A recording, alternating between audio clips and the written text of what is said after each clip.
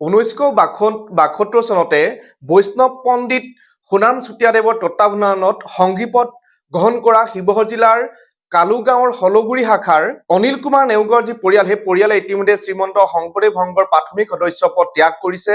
আৰু ইতিমধ্যে যিহেতু শংকৰদেৱ সংঘ ত্যাগ কৰা গহপুৰৰ 13টাকৈ পৰিয়ালে ইতিমধ্যে শংকৰদেৱ সংঘৰ সদস্যপদ ত্যাগ কৰিছে।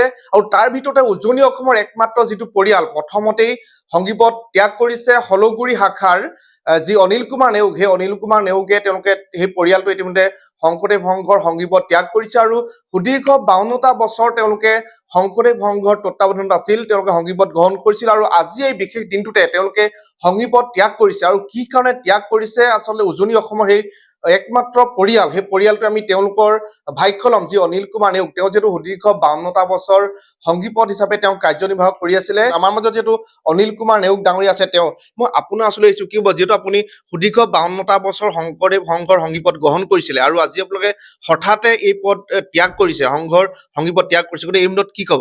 যেতিয়া এটা জনগোষ্ঠীক অপমানিত কৰিছে, অপমানিত কৰাৰ কাৰণে এই সংগীপদ ত্যাগ কৰিবলৈ বাধ্য হৈছোঁ। কাৰণ কেলৈ, আমাৰতো স্বাভিমান আছে, আমাৰো সকলো ক্ষেত্ৰতে অনুদান আছে, কিন্তু কিয় তেওঁলোকে আমাক এনেকুৱাকৈ অপমানিত কৰিলে, সেই বিষয়লৈ আজি সংঘৰ পৰা বহিষ্কাৰ হ'ব। নিজে নিজে ওলাই গুচি আহিছোঁ। কাৰণ আমি সংঘত থাকি যদি সংঘৰ মানুহে আমাক অপমানিত কৰে, সেইটোতো আমি সহ্য কৰিব নোৱাৰোঁ। গতিকে নিজে নিজে আমি তেওঁলোকক একো নকৰাকৈ ওলাই গুচি আহিছোঁ, সংগীপদ আমি ত্যাগ কৰিছোঁ। যিহেতু আপুনি বৈষ্ণৱ পণ্ডিত সোণাম চুতীয়াদেৱৰ তত্বাৱধানত আপুনি সংগীপদ গ্ৰহণ কৰিছিলে, গতিকে আজিৰ দিনটোত আপোনাৰ তেওঁলৈ মনত পৰিছেনে? তেওঁক আপোনাৰ আজি অন্তৰৰ পৰা তেওঁ আজি মনত পৰিছেনে? আজি তেওঁলৈ খুব হেৰি কৰি মনত পৰিছে, বেয়াও লাগিছে। কাৰণ তেখেত থকা হ'লে আজি এইটো পৰিস্থিতি নহ'লহেঁতেন আমাৰ শ্ৰীমন্ত শংকৰদেৱ সংঘৰ। কিন্তু তেওঁ নোহোৱাৰ কাৰণে আজি বিভিন্ন ধৰণৰ অশান্তিৰ সৃষ্টি হৈছে। প্ৰাথমিকবিলাক আঞ্চলিকত বহুতো নোহোৱা নুবুজা কিছুমান কাণ্ড কাৰখানা চলি আছে। এইবিলাকত তেওঁলোক বেছিকৈ মনত পৰে এইবিলাকৰ কাৰণে। আৰু আজি তেওঁ জীয়াই থকা হ'লে আজি সকলোবিলাক প্ৰাথমিক জীৱিত হিচাপে থাকিলেহেঁতেন। এতিয়া প্ৰায় প্ৰাথমিকবিলাক মৃতপ্ৰায়লৈ ধাৱমান হৈছে। হয়, নিশ্চিতভাৱে এটা কথা ক'ব লাগিব, গহপুৰৰ এটা পৰিয়ালক মেডাম মেফি অনুষ্ঠানত সভাপতিত্ব কৰাৰ কাৰণে যে এঘৰীয়া কৰা হৈছে, তেওঁ সংস্কাৰ হোৱাৰ যি পৰামৰ্শ দিছিলে, ইয়াৰ পাছতে আচলতে যি মেডাম মেফি, যি আহোম সম্প্ৰদায়ৰ লোক, সেই লোকসকল তেওঁলোকে জাগি উঠিছিলে। আৰু সদৌ তাইহোম ছাত্ৰ সন্থাকে ধৰি যিসমূহ টাই জনগোষ্ঠীয় যিসমূহ জাতীয় সংগঠন আছিলে, সেই সংগঠনবিলাকো শংকৰদেৱ সংঘৰ বিৰুদ্ধে সোচ্চাৰ হৈ উঠিছিলে। আৰু ইয়াৰ পাছতে দেখা গ'ল আহোম সম্প্ৰদায়ৰ যিসমূহ পৰিয়াল আছিলে, গহপুৰৰ 13টাকৈ পৰিয়ালে যিহেতু ইতিমধ্যে শংকৰদেৱ সংঘ ত্যাগ কৰিছে, আৰু তাৰ বিপৰীতে উজনি অসমৰ এই যিটো পৰিয়াল আমি আছো, অনিল কুমাৰ নেওগ, আচলতে সেই পৰিয়ালটো ইতিমধ্যে শংকৰ সংঘৰ তেওঁলোকৰ যি সংগীপদ ত্যাগ কৰিছে।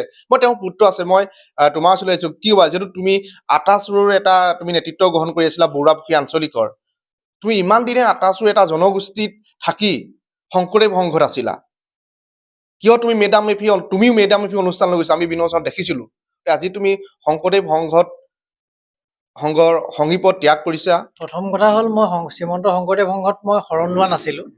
আজিৰ পৰা প্ৰায় 1.5 মাহমান আগতে আমি শৰণ লৈছিলোঁ। আমি শ্ৰীমন্ত শংকৰদেৱ সংঘ হলগুৰি আঞ্চলিক শাখাত আমি শৰণ লৈছিলোঁ।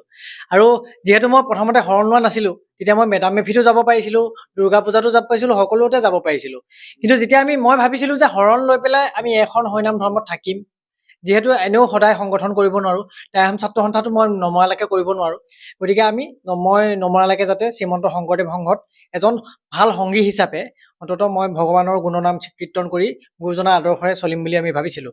কিন্তু তাৰ পৰৱৰ্তী পৰ্যায়ত দেখা গ'ল যে গহপুৰৰ যি চন্দ্ৰ বৰুৱাক যিহেতু মেডাম মেফিৰ মুকলি সভাত সভাপতিত্ব কৰাৰ কাৰণে যিহেতু সংঘৰ পৰা আচলতে কি হ'ল, চৌকছ জাৰি কৰা হ'ল, সংস্কাৰ হ'ব লাগিব বুলি ক'লে।